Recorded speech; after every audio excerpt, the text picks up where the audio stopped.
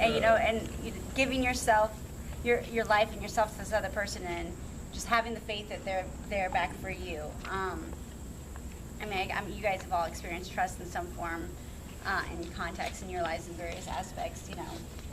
When you ask somebody to pick you up from the airport, and they say sure, you're going to trust that that's going to happen because you've asked for this thing, and you have an established relationship with them, in the sense that if they just stood you up and didn't show up, that would highly damage whatever relationship you would have with that person. So trust is that once somebody gives their word or says something, that they're going to live up to that as much as they can. The fourth pillar is commitment. Obviously, relationships need some sense of, an intimate relationship has some sense of commitment. Now, different types of relationships have different levels of commitment. Friendship is going to have a different level of commitment than like a work relationship or a roommate versus like somebody who's married or dating. So, but to us, commitment really is about intentionality. So it's not just about saying I'm committing, like when we got married, it wasn't just simply about saying those vows and then like, that means suddenly we're committed, and then it's just kind of like things just kind of happen, just all spontaneous from here on forward. But to us, in order to have true intimacy, it means kind of the demonstration of our commitment to each other is how intentional we are in creating that commitment, in building that commitment. So intentionally, doing things that are going to make us grow deeper in our relationship. Intentionally being honest with each other. It's being intentional about how you are bringing your whole self to the relationship and not holding back. So all those things are about commitment, and like I said at the beginning, we kind of group it all to mean intentionality. And the last one is forgiveness, which is really sort of integral with mercy and intimacy. And in some ways, forgiveness is often synonymous with mercy. But one of the things about forgiveness is it's easier to come from a place of forgiveness if you have gratitude than if you don't. So in a relationship, you want to always sort of foster a environment full of gratitude, so that when there is hurt, when things happen, it's easier to get to the forgiveness, because we talked about this emotional bank account.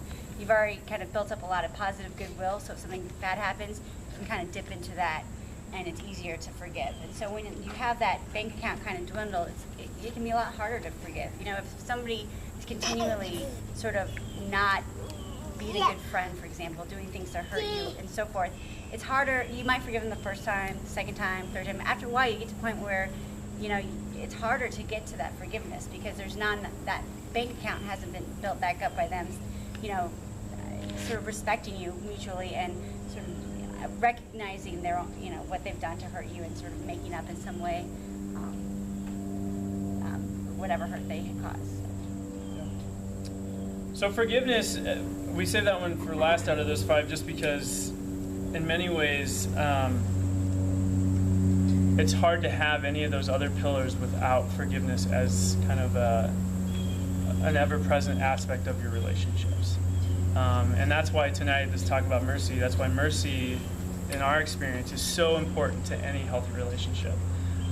And we'll talk more about this later. Forgiveness is only one aspect of mercy, and one type of mercy. And so we're going to talk about kind of the other side of mercy as well in just a little bit. But before we get to that, we want to give you a chance just to kind of set the table, set the stage for yourself in terms of, as we get into mercy, the first kind of set of reflection questions. We want to give you guys just a minute or so to take a chance and just, if you need to close your eyes and think about who is someone you are intimate with in your life. Now, this doesn't have to be physical intimacy, okay? So this could be somebody who you share your life with in conversation. It could be somebody you're physically intimate with. But think of one person you have an intimate relationship with, friend, romantic, family member, roommate, etc. And if you have that person in mind, everybody got somebody? I want you to just take a moment and think about, what are you grateful for about that person being in your life? What are you grateful for about that relationship? Try to identify, a couple things that you're grateful for about that person, about that relationship.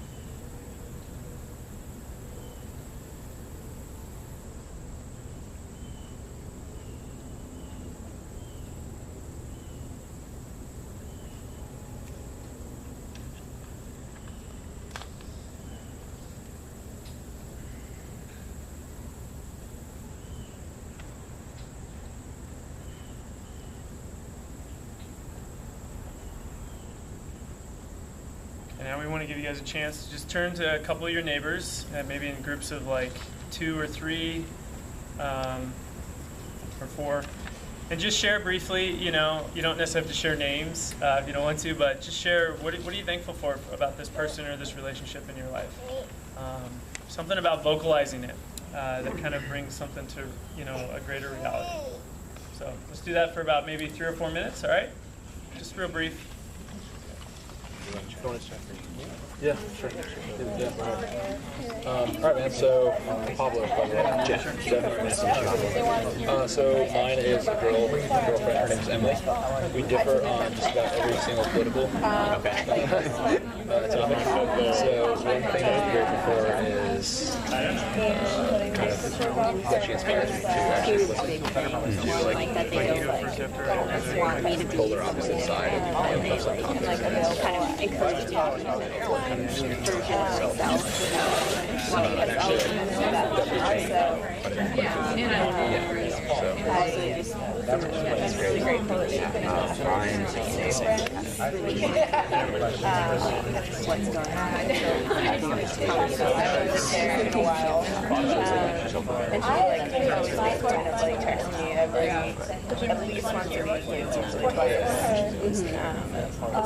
She also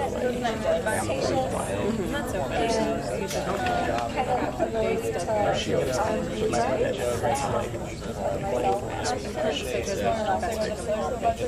push, I guess, to like get to because it's not really like just kind of myself. They really wanted to. I guess. I know if I actually take a picture of the little piece of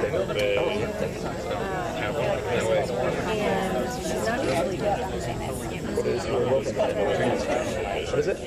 Aaron? Anyway, I was thinking Lee.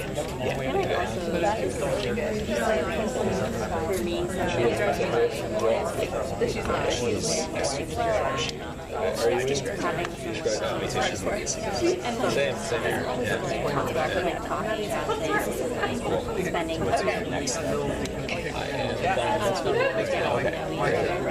So you're doing like the gap year?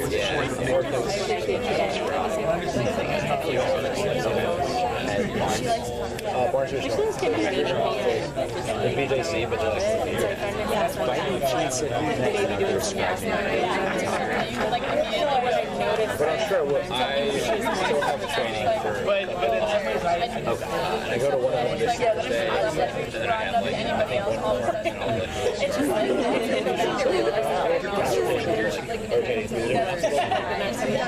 I'll like Billy, you said?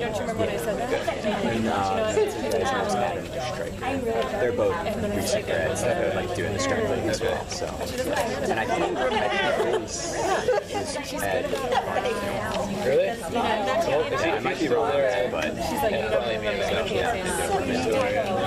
I only thought it was well, there are some things like supportive. I'm actually on Monday. that she goes and puts a lot of weight on Biophysics. Right, I'm like, Let's do like 30 more seconds. I looked when I was born, I haven't even done 30 seconds. I heard it's pretty good. I have no idea about this. yeah. I like Bubbled it up.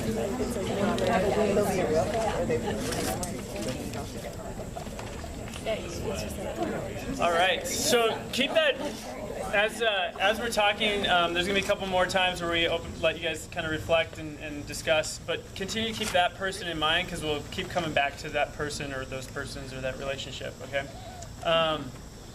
So mercy, I think, once again, going off some of the definitions we heard earlier, mercy is this thing that is a gift, right? It's something that's not owed to another person. And that, I would say, is another just basic definition of mercy. It's when someone does something for someone that's not owed to them, okay? They simply do it out of gift, out of generosity.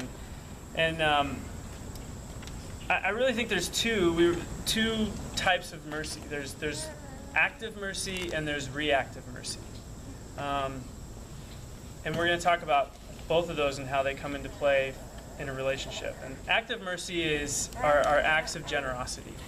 So you're being proactive in your mercy towards someone, and that, I guess, in some ways, I could kind of think that that's a little bit what Kathy was talking about, like walking in the Lord. There's like this proactive feeling of love from God, you know, that you're in this presence of God and you're feeling God's mercy. And whereas forgiveness is kind of more reactive, right? Something has happened, and now I can choose to react in a way that's like more justice, like you owe me, you know, you better pay me back or you better whatever. Or there can be this sense of mercy, right? Like, I forgive you. You don't necessarily owe me, okay? But that's more reactive, right? And we're going to talk about how those two are kind of work into each other. As Emma said earlier, gratitude really leads to generosity. And so this kind of gets into that idea of being proactive. The more you recognize blessings in another person, so what you just did there with each other, recognizing what am I grateful for in this person, in this relationship, you're recognizing the blessings in those relationships, which is giving you a capacity to be more generous towards that person, right? Because now you have this feeling of positivity towards them, this optimistic feeling about them. So the more grateful we are, the more likely we're going to do something generous. And like I said before, acts of mercy can be and oftentimes are acts of generosity. So like in our relationship, in our marriage, we try to be good about scheduling date night. And when we have a date night, we try to at least for part of it, do a very intentional act every time where we go through the sort of check-in with each other. And the first part of the check-in is, it's kind of like we go through various things that we check in about, but we always start with an affirmation. So we're kind of, that puts us in the capacity to be generous with one another and to be in a better space positively with one another. So, I'll affirm Troy for something and vice versa. And then as we go through our check-in, one of the elements is, a complaint with request for change. And so since we started with that affirmation, it's a lot easier to hear something that might be harder to hear if something is negative. So, little kids, by the way, have lots of bids. All day long. That's like a whole bidding at you. He was bidding, and I totally just passed him off. But anyway, so it's a good idea to sort of practice that intentionally, building in space for positivity affirmations within a relationship. And what Troy said earlier about like having gratitude leading to generosity. If you ever have a fight with somebody and you kind of walk away, at least I don't know what it's like for everybody, but sometimes I'll like replay that argument and I'll maybe get more worked up later because I started building up my own sort of narrative about what happened. Oh, well, he did this and blah, blah, blah, blah, blah. And so then it makes me sort of more and more angry and more and more angry. And so it sort of festers because I've gone off and sort of had my own negative thing that kind of plays.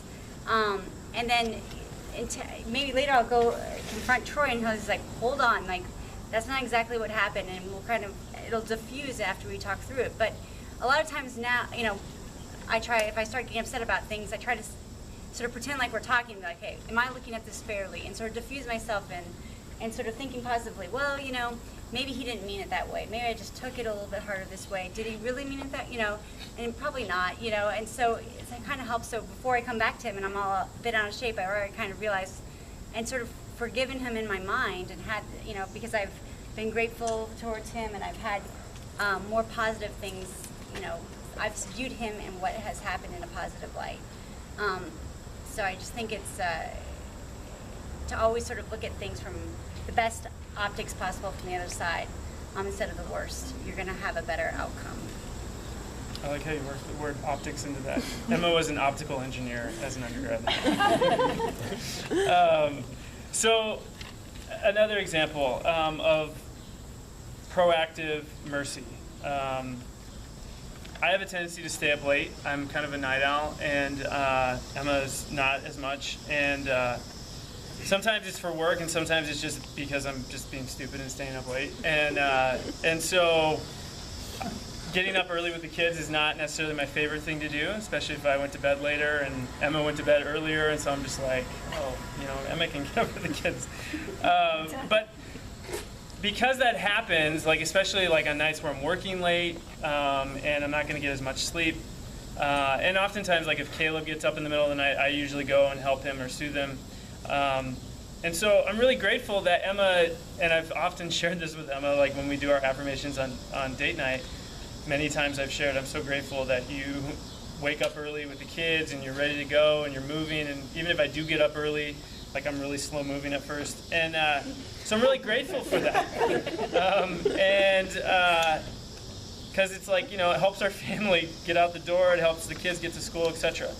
And what I noticed was that gratitude led to this space early last year. So Felicity started kindergarten last year, and so we needed to start making her lunch.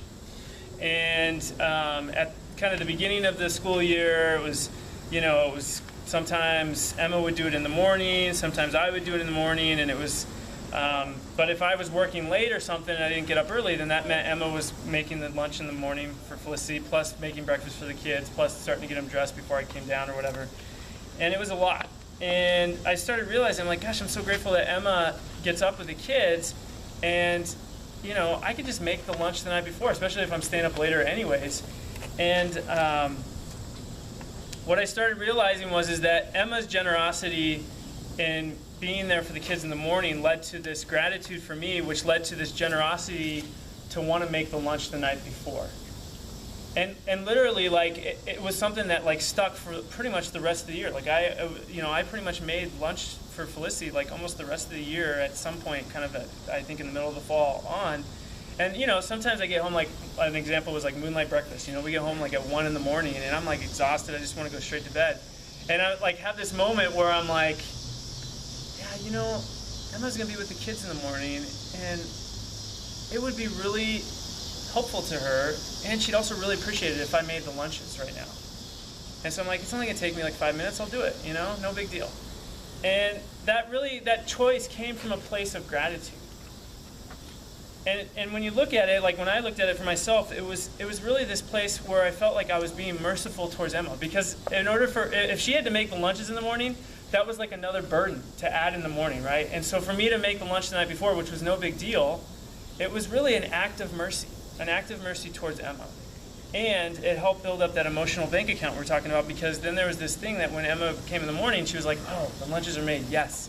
That's one other thing I don't have to worry about. So that's just another example of how that proactive mercy our acts of generosity can really help in a relationship.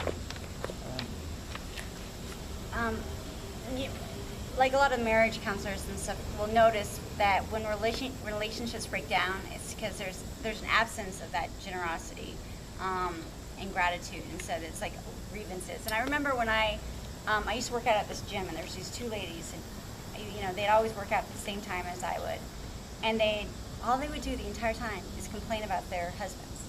And they'd go there they'd be changing, complain about their husbands. They go work out, and I'd see them working out, complaining about their husbands. They come back and change again, still complaining about their husbands. And they did this. And then as the year progressed, then they were talking about their divorces. And and it's kind of like this behavior. Now, I didn't listen to all the details of their complaints, and there could be situations where there was abusiveness. I don't know, but To me, it was indicative